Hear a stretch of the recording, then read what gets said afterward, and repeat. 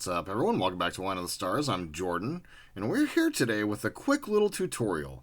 Now, one of my subscribers has pointed out that I have stopped showing some of my struggle work, and has pointed out a couple of times. And to be fair, I do that for the sake of, your guys' watching experience. But for those of us who are new to modeling, making mistakes is a bit of a common thing, specifically with painting your items. Now, I've been at this for a little while, and I've learned a few things, and I've gotten better. It still hasn't precluded me from making mistakes. Specifically here, these are great. I love the way these are painted. The paint job turned out really great. I'm ready to apply my weathering to it, adding a little bit of, color and depth to make our engine pods for the Slave 1 look a lot better. Problem is I didn't pay attention to when these are put together after I painted them, what they're going to do. These have ridges. It looks like I've literally put these two pieces together because I have put these two pieces together. So that's the thing. We have to make sure that when you're building your models, you're taking away all of our seams. I didn't do that here. And for as nice as that paint job is, if I go in, sand over the top of it, and then paint over that, it's going to give a different color to the rest of the area that was painted. And y'all know that getting paint off is not the easiest thing to do. Now, for my accelerated model building, I can tell you this. I learned how to get paint off and get it off in a hurry. So I'm going to have a very quick demonstration here for you today on the tools that you'll need to remove acrylic paint from your model pieces and the process from which you go ahead and remove them. Now, these pieces are the engine bells from the 1/72nd scale MPC Slave 1, or the Boba Fett Starfighter from Empire Strikes Back. Very simple, straightforward model. The pieces, as typical with models, need to be heavily modified to make them look good. I did not do that here, as I stated, and so we need to get them modified. So what we're going to be doing is taking these pieces and simply soaking them in IPA, or isopropyl alcohol. I like to use 91% or better alcohol for this process, and the quality of your alcohol matters. Obviously, that goes for saying for a lot of alcohol out there, but that being said, the IPA that you want to use for clearing off the paint off the model, the quality has to be there. When you open the bottle, it should smell like rubbing alcohol. I have heard that if you buy some rubbing alcohols off of Amazon, you basically get something that sort of smells like rubbing alcohol, which is not what you're looking for. You want to open this and you want to know that it is rubbing alcohol. You know that smell. It is not the greatest smell in the world, and if you like it, there is something wrong with you, and if you got a problem with that, hit me in the comments. But you want 91% or better. 70% or better will work, but keep in mind the lower the grade, the IPA, the longer it's going to take for you to soak. Now, I have not used 99%. I know it's out there. I'm a little afraid of using it just for the sake of I don't want to damage the pieces. Now, disclaimer, do not soak resin pieces from mods in IPA. The resin will soak up the IPA, blow it out, you're done. So, no resin. These are just regular model pieces from an MPC model. The IPA that I'm using here is the Walmart brand 91% isopropyl alcohol IPA. I believe this 32-ounce bottle was, I think, $4. I bought like 6 of them. I still have a bunch of them around because, I'm really new to making models, and so guess what, guys? I make mistakes. So I have quite a bit of this around. It's also great for cleaning up your work mat, cleaning up paintbrushes. The amount of options that you can use for the IPA is fantastic, and you want to be using 91% or better. I then also have just a small little container. You can find these at like Michael's and other places online. They're basically just bulk little containers for storing crafts. What I did was look for jewelry containers, like stone holding containers. And these are perfect. They don't react with the IPA at all. And they're plastic. You can't break them. So what you were going to do is basically just fill this up with IPA. As you see here, I'm not going to fill up new stuff because I've already done this to these once.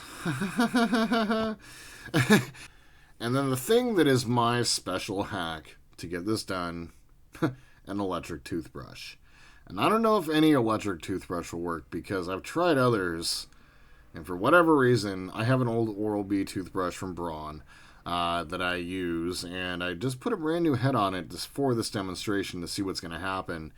But these are like sonic toothbrushes. Well, not quite sonic, but they move quite quickly, as you see there. And for whatever reason, the round head seems to work. The firmness of these bristles, these are soft firmness.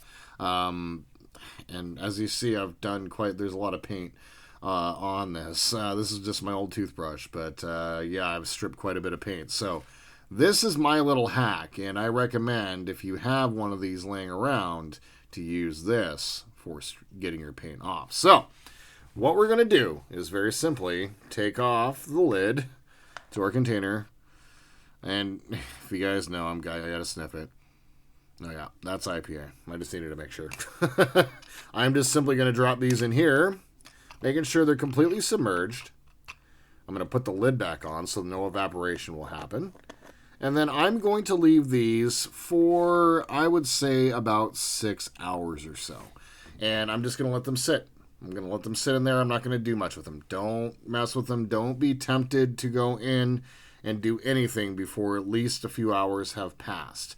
The sooner you get to them after you've painted, the better. This has been about 2 weeks, so the paint settled in. The sooner you get it, the quicker the paint will come off. The more amount of coats that you put on are a factor. So the more amount of coats that you have, the longer it'll take. Airbrushing versus brush painting will make a big difference in how you remove your acrylic paint. Brush painting acrylic, specifically Tamiya, and that's all I paint with really these days. When you paint with the acrylic, it goes on thick and it takes a little bit to cure. And it takes what I found a lot of time to get the paint off even with the electric toothbrush. So keep in mind, if it's hand painted with a brush, it's going to take longer.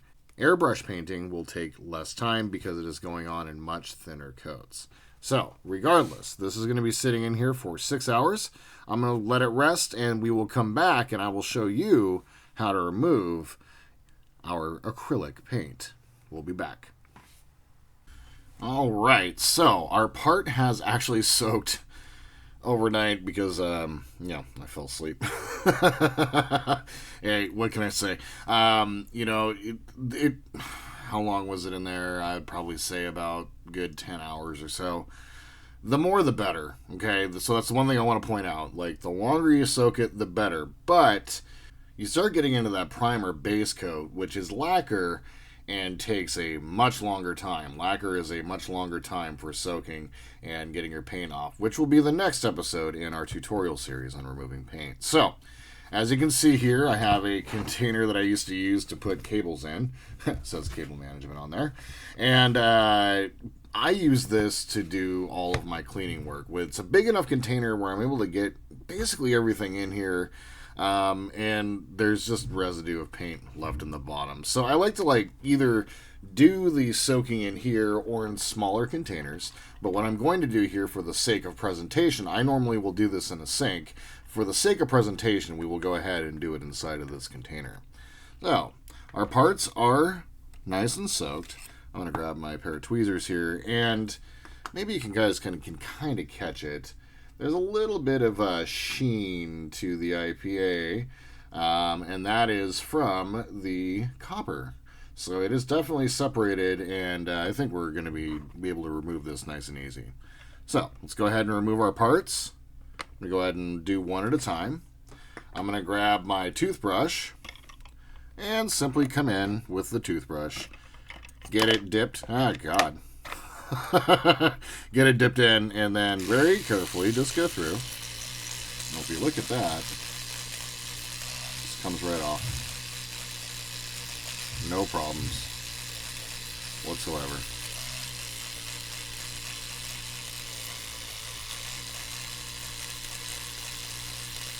There's actually, this is the second time I've done this, and there's some of this crappy gold copper that was originally put on there that I talked about in an episode of the Boba Fett series. Oh. And just simply, just like that, our part was nice and cleaned up. So I'm going to go ahead and zoom in.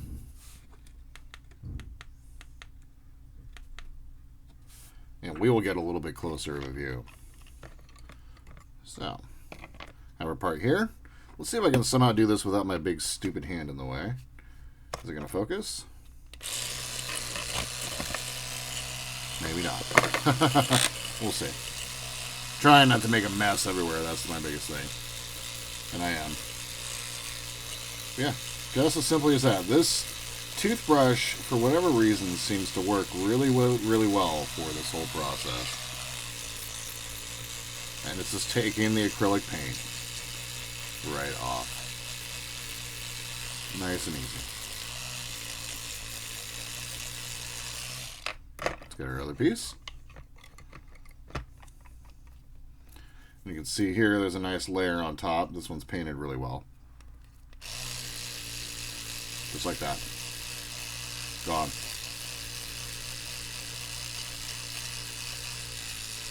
That.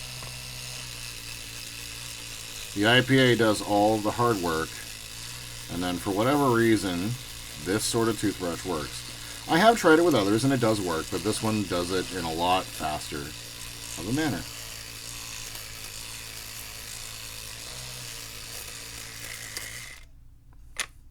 And grab our final piece. See if we can set this over the top of my finger. Get the focus.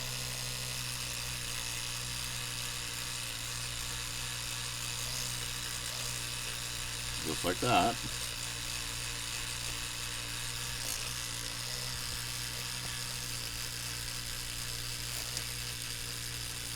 The original, that was my 2-minute warning. The original copper, like I said, doesn't want to come off still, so that was a nice shot. Alright. There it is. Part's all cleaned up. I'm going to go ahead and get these rinsed off with some water, and I will be right back. Alright, so here are our pieces, nice and taken care of. And as you can see, all of that copper paint was taken care of. Now, it has gone down to the primer a little bit, as it did soak for a long time. That's totally fine for me. I need to go in and basically get our pieces put together, sand them down, get rid of the seam, and then it wouldn't be one of my episodes unless I threw something. But we're going to sand it, get it put back together, and I'm going to reprime this and then repaint this. I'm going to be using a lacquer copper paint for this because I want to be able to put the burnishing effects from the jet engine exhaust coming out the back of this. So we're going to be repainting that, and I want to get it all primed up and ready for that. But that is a very quick and easy way of handling your acrylic paint, specifically the XF-6 Copper from Tamiya. That is a very quick way of getting your paint removed. So I just want to say thank you. I know that there's a million things y'all could have been doing today, and maybe you actually came here to watch to learn how to remove paint from a model, which I think is pretty damn cool. If you guys have any questions, comments, tips, tricks, please leave them down below. If you'd like to support the channel, please like and subscribe. And my friends, until we see each other again, I hope you all have a wonderful day in this beautiful world wherever you happen to be. And just remember that this is the way.